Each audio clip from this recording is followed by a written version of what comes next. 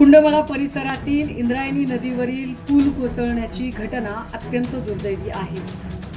मृतांचा आकडा कदाचित वाढेल अशी भीती वर्तवली जात आहे. मात्र एवढी मोठी मनुष्यहानी घडतेच कशी काय? या सगळ्या घटना आपण बघितल्या तर शासन प्रशासनाचा अक्षम्य हलगर्जीपणा या सगळ्यांच्या मुळाशी आहे हे लक्षात येतं. मुळात पावसाळा सुरू होण्याच्या आधी ही सगळी महत्त्वाची कामं करायला घेतली पाहिजेत. पावसाळा संपण्याच्या आधी हमरस्त्यांवरचे पूल, महत्त्वाच्या नद्या आणि तिथे असणारे रस्ते या सगळ्या गोष्टींची पाहणी करणं गरजेचं आहे. काही पूल मोडकळीस आले असतील, जीर्णशीर्ण झाले असतील तर त्याचं स्ट्रक्चरल ऑडिट तपासणं गरजेचं आहे.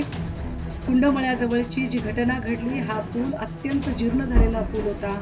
ग्रामस्थांनी वारंवार नवीन पुलाची मागणी केली होती, मात्र लोकप्रतिनिधींनी ही मागणी साफ धुडकावून लावली.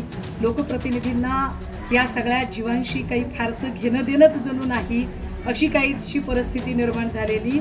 विशेष या पुलावर असणारा जो काही रस्ता आहे, पूल सुरू होताना आणि संपताना दोनही बाजूंनी किमान सूचना फलक लावणं तरी गरजेचं.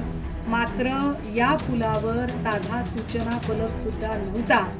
त्यामुळे या घटनेत जे बळी गेलेले आहेत हे बळी नैसर्गिक नाही तर इथल्या शासन प्रशासनाच्या हलगर्जीपणाने घेतलेले बळी आहेत.